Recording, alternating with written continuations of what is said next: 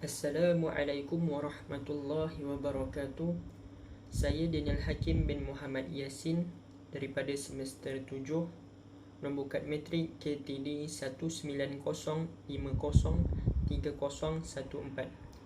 InsyaAllah dalam video ini saya akan menerangkan beberapa matan dalam 3 tajuk dalam kitab Taqribul Ma'ani. Jadi tajuk yang pertama ialah Babul Basmalah.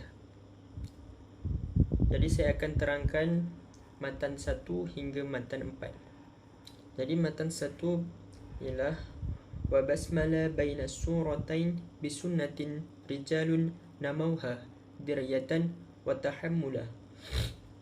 Jadi dalam bab 1 ini menerangkan tentang 4 imam, iaitu Imam Qalun, Imam Kisai, Imam Asim dan Imam Ibnu Kathir.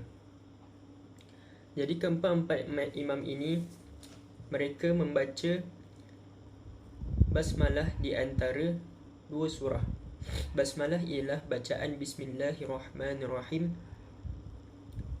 sebelum memulakan bacaan atau pada permulaan surah. Sebagai contoh, Lam yalid wa lam yulad wa lam yakul lahu kufuwan ahad. Bismillahirrahmanirrahim. Qul a'udzu birabbil falaq. Jadi itu contoh bacaan membaca basmalah di antara 2 surah. Jadi Imam Qalun, Kisai, Ibnu Kathir dan Imam Asim membaca basmalah di antara 2 surah. Itu untuk bait yang pertama. Jadi kita pergi ke bait yang kedua. Wa wasluka baina suratain fasahah wasil waskutan kullun jalayah hasalah. Jadi bait kedua pula menerangkan tentang Imam Hamzah. Imam Hamzah pula tidak membaca basmalah di antara 2 surah ketika wasal. Jadi ketika memulakan bacaan sesuatu surah akan dimulakan dengan bismillah, tapi ketika hendak memasuk ke surah yang lain, Imam Hamzah tidak membaca bismillah. Sebagai contoh, lam yalid wa lam yulad wa lam yakul lahu kufuwan ahad. Qul a'udzu birabbil falaq. Jadi itu contoh bacaan Imam Hamzah, iaitu tanpa basmalah di antara 2 surah.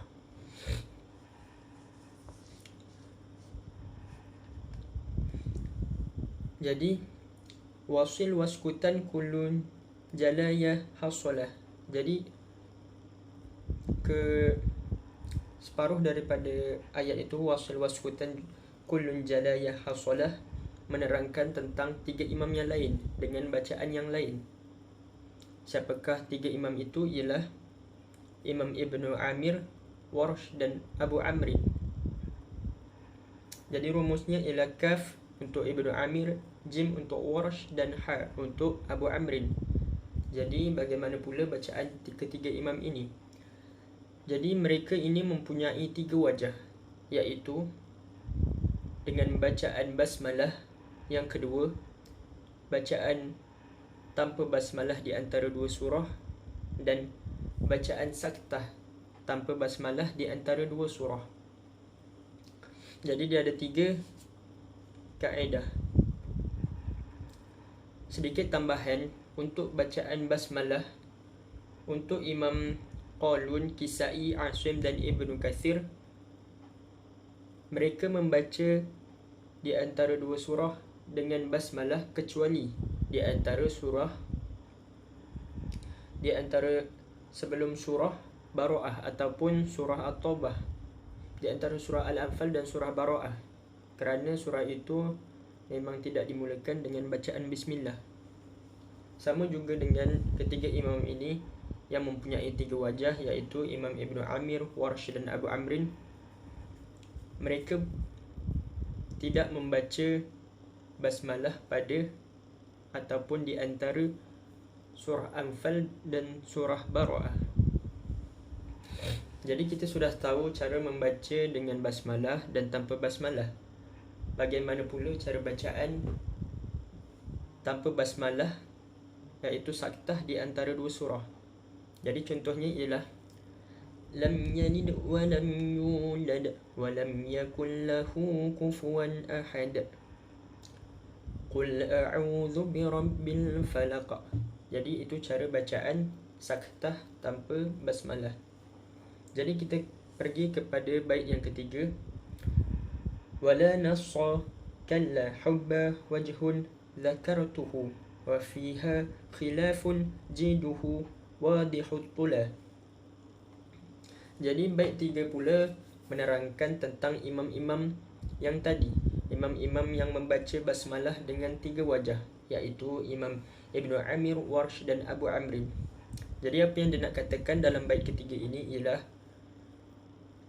untuk bacaan ataupun 3 wajah ini untuk ketiga-tiga imam ini tiada dalil yang kuat, tetapi ada beberapa ahlul adab yang membacanya. Jadi kita ikut sahaja. Seterusnya kita pergi kepada bait yang keempat. Bait keempat ialah wasaktuhumul mukhtaru duna tanaffusin wa ba'duhum fil arba'iz zuhri basmalah. Bait keempat pula ialah menerangkan tentang bacaan saktah yang utama bagi ketiga-tiga imam tersebut. Jadi mereka ada 3 bacaan ataupun 3 wajah, iaitu bacaan basmalah di antara 2 surah kecuali suratul Anfal, di antara suratul Anfal dan suratul Taubah. Yang kedua ialah wasal ataupun biduni basmalah di antara 2 surah. Yang ketiga pula ialah saktah biduni basmalah. Jadi yang utama bagi ketiga imam ini ialah bacaan yang ketiga, iaitu saktah biduni basmalah. Kemudian wa ba'duhum fil arba'iz zuhri basmalah. Tetapi dalam matan ini menyebut ketika mereka membaca dengan saktah biduni basmalah, ada tiga surah yang mereka membaca basmalah. Jadi terdapat kecualian, iaitu surah Al-Qiyamah, Al-Mutaffifin, suratul Balad dan suratul Hamzah. Jadi itulah 4 bait dalam tajuk Babul Basmalah. Seterusnya kita akan pergi kepada bab idgham kabir. Jadi kita akan ambil dalam 6 matan dalam bab ini. Jadi matan pertama ialah wadunakal idghamal kabir wa qutbuhu Abu Amrin wal Basri fihi tahaffalah. Jadi dalam bait yang pertama ini menerangkan tentang idgham kabir. Jadi apa maksud idgham? Idgham ialah idkhal, iaitu memasukkan. Jadi dalam bab idgham kabir ini, walaupun disebut dalam matan tentang Abu Amrin, tapi ia merujuk kepada rawinya, iaitu Imam Susi. Jadi dalam bab idgham kabir ini hanya Imam Susi yang membacanya. Kemudian kita pergi ke matan yang kedua. Fafi kilmatin anhu manasikakum wa ma salakum wa baqil babin laisa muawwalah. Dan apabila idgham kabir ini berlaku dalam satu kalimah. Idgham kabir ialah apabila dua huruf yang sama bertemu dalam satu kalimah dengan syarat ia adalah kalimah yang sama dan hidup ataupun berbaris. Jadi Imam Susi akan mengidghamkan kalimah-kalimah ini di dalam Al-Quran pada 2 tempat sahaja, iaitu pada surah Al-Baqarah dalam ayat manasikakum dan surah Muddathir, iaitu salakakum. Jadi cara bacaan idghamnya ialah manasikum dan salakum.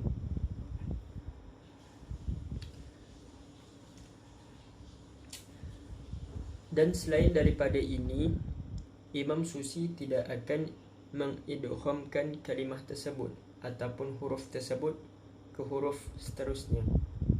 Selain daripada ayat ini, contohnya ialah bi'ayunina dan bisyirkikum. Jadi Imam Susi tidak akan mengidghamkannya menjadi bi'ayunna ataupun bisyirkikum. Kita terus kepada matan nombor 3. Wa ma kana min mithlain fi kilmatayhima fala budda min idghami ma kana awwala. Jadi pada matan yang ketiga ini pula ingin menerangkan tentang jika dua huruf yang sama bertemu, sama juga seperti matan nombor 2, jika huruf yang sama berbaris bertemu dalam dua kalimah, yang tadi satu kalimah, yang ini dua kalimah, maka Imam Susi akan mengidghamkannya, memasukkan huruf pertama kepada huruf yang kedua. Tengok kepada matan keempat. Kaya'lamu ma fihi huda wa tubi'a ala qulubihim wal afwa wa'mur tamathala.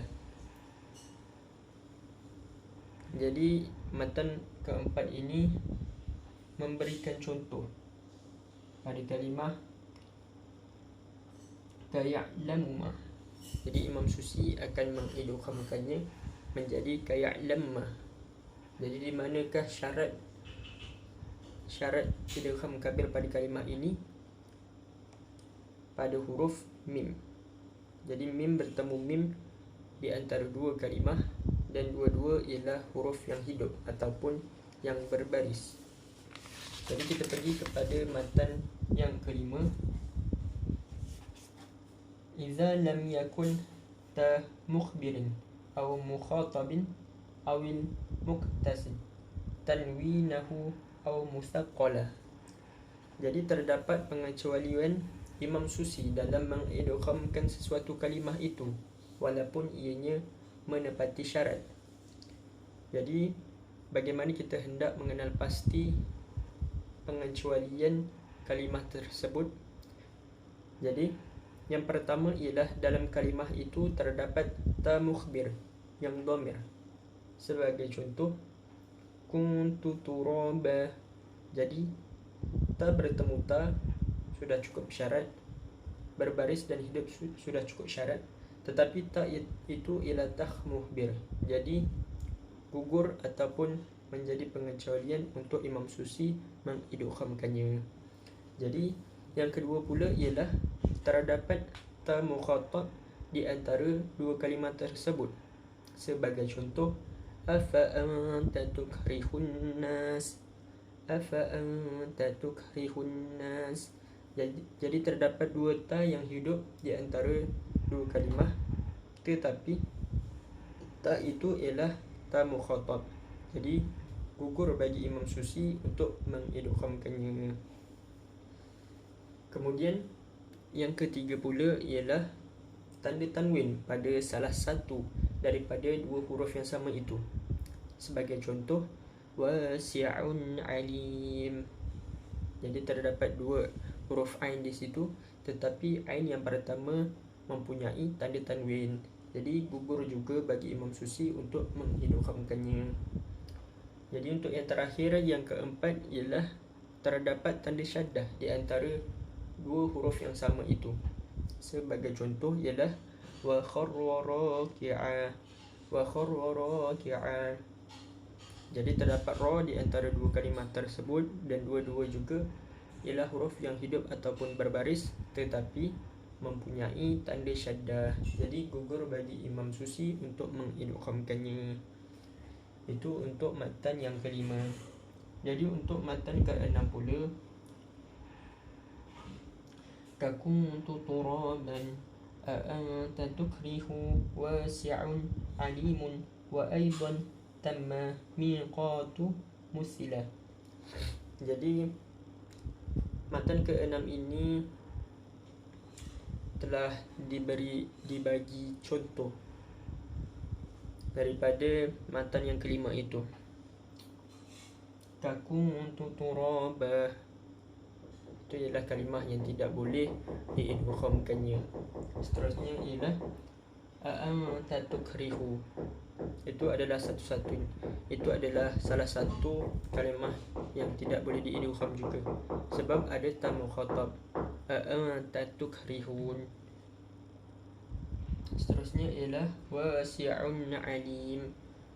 Macam mana kita sebut tadi, wasi'un alim, dalam dua kalimah tersebut ain yang pertama mempunyai tanda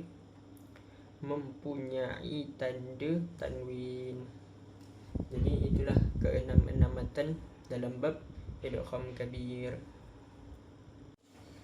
Jadi tajuk yang terakhir ialah tajuk ha kinayah. Dalam ha kinayah ini akan diterangkan dua matan sahaja.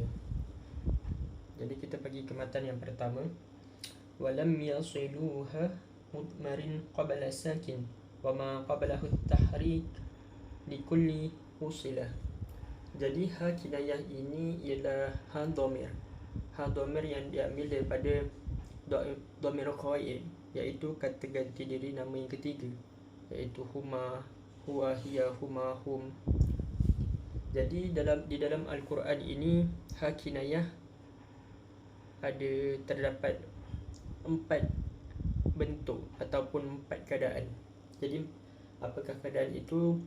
Keadaan pertama ialah keadaan ha itu berada di antara dua huruf, dan sebelum huruf ha itu ialah ha yang berbaris, dan selepas ha itu pula ialah ha yang sukun.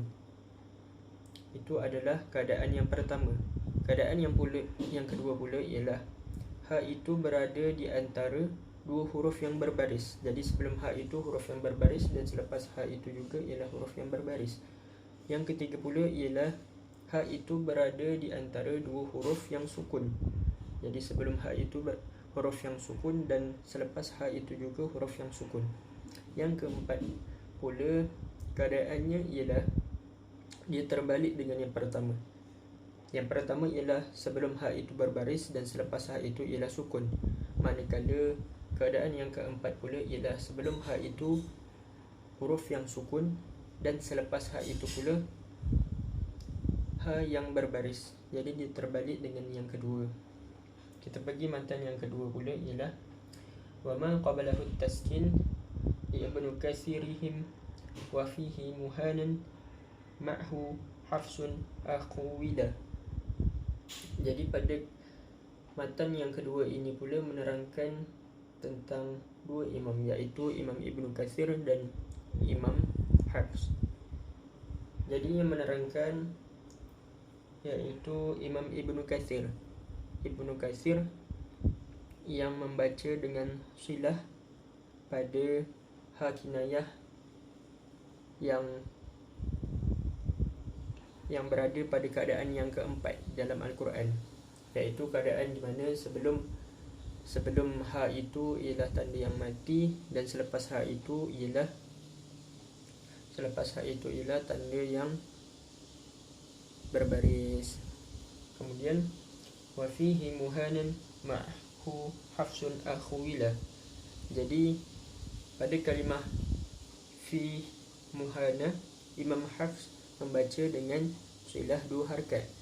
Jadi bacaannya akan menjadi fihi muhana, silah dua harakat pada ha itu, fihi muhana. Jadi itu sahaja dalam video saya pada kali ini.